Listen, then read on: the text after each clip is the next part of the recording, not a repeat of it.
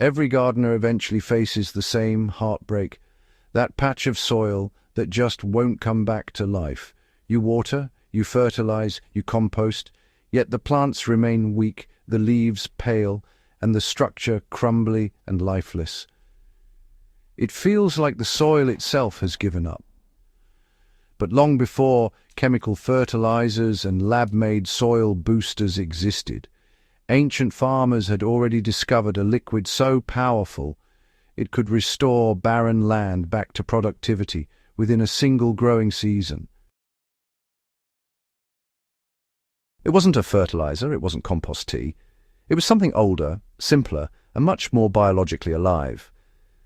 That forgotten elixir is fermented plant extract, an ancient liquid bioactivator that rejuvenates soil by reintroducing the life it has lost.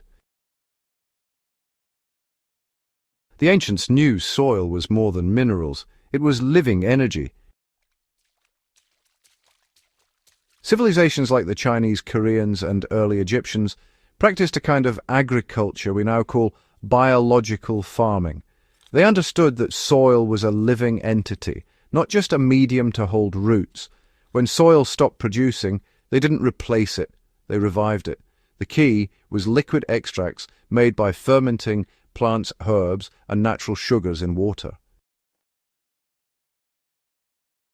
The process produced a living liquid full of beneficial microbes, enzymes, and organic acids, exactly what dead soil lacks. These liquids weren't just nutrient solutions, they were microbial infusions that rebuilt the soil's biology from the ground up. Over time, this method gave rise to what we now call fermented plant juice, or sometimes indigenous microorganism extract, the IMO liquid. Why, you might ask, are modern soils dying faster than ever? Modern agriculture has stripped soils of their natural microbiome. Heavy use of chemical fertilizers and tilling kills beneficial bacteria and fungi, leaving soil, well, sterile. Without microbes to cycle nutrients, plants simply can't access what's already there. That's why gardeners often find that even after adding compost or manure, growth stalls, the soil food web is broken. This is where ancient fermented liquids shine. They don't feed plants directly, they feed the microbes that make nutrients available to plants.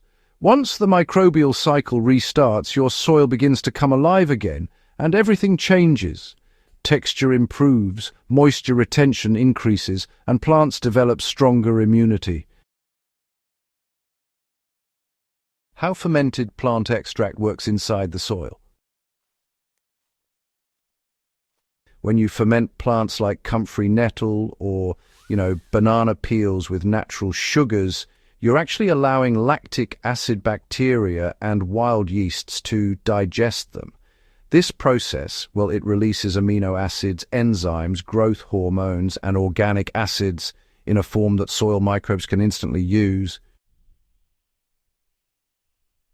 When applied to dead soil, the living microbes in the extract multiply rapidly, breaking down compacted matter and releasing locked nutrients.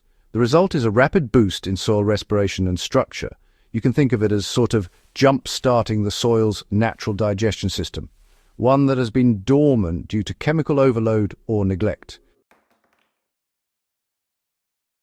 For example, one gardener revived a 10-square-meter plot that had gone sterile after years of synthetic fertilizer use by applying fermented comfrey extract diluted at a 1:20 ratio with water every week for 2 months.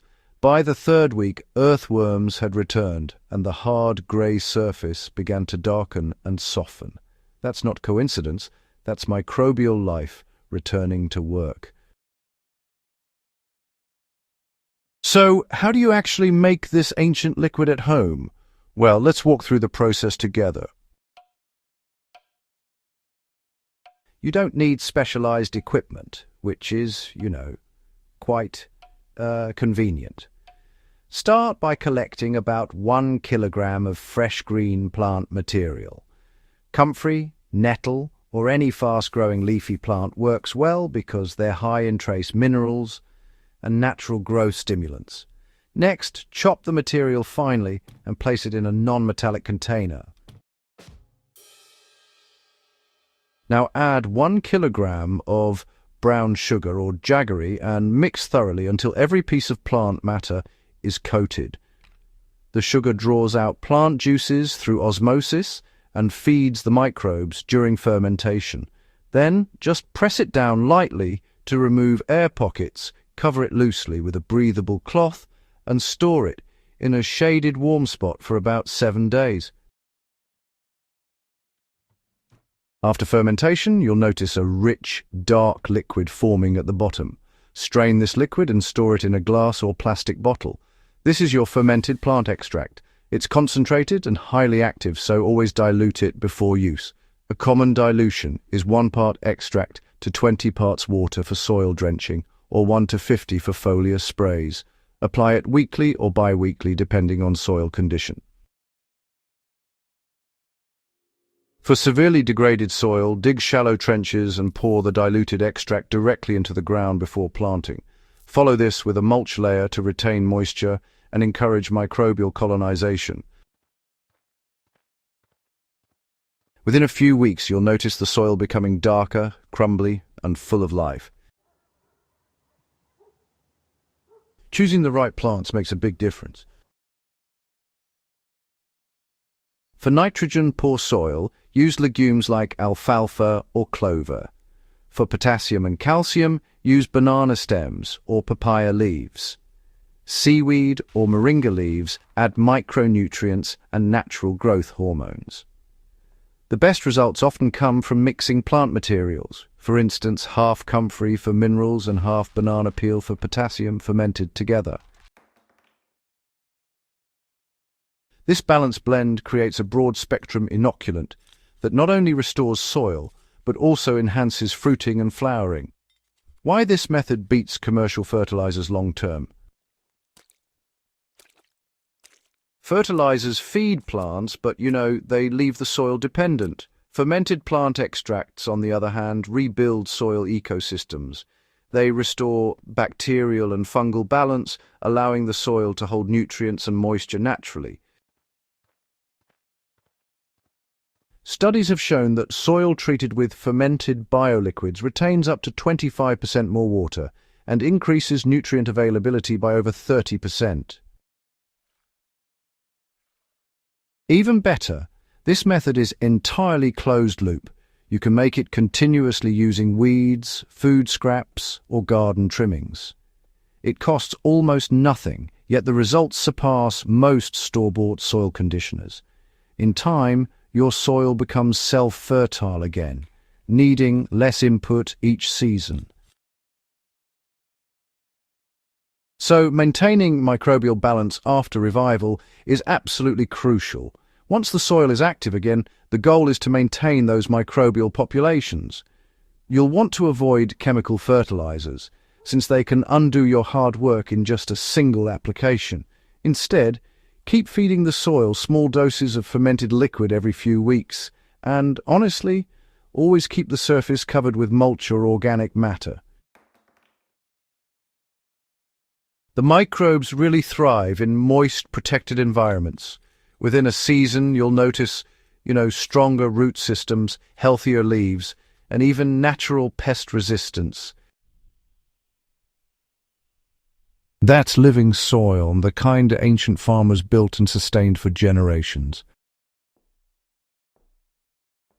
So in conclusion, we're really talking about bringing back what worked before chemicals existed. It's a return to tried and tested methods, that have sustained healthy soils for generations. The forgotten ancient liquid isn't some modern invention or garden fad. It's a proven system that sustained agriculture for centuries before synthetic fertilizers ever touched the ground. Its power lies in restoring life to the soil, not replacing it. When your soil breathes again, everything above it flourishes naturally. If this guide helped you understand how to truly revive dead soil, share it with other serious gardeners who value long-term soil health over quick chemical fixes. And Well, don't forget to subscribe to Soil Doctor for more field-tested natural methods that restore fertility, save money, and reconnect us to the ancient wisdom of living soil. Because once you bring the soil back to life, the garden takes care of itself.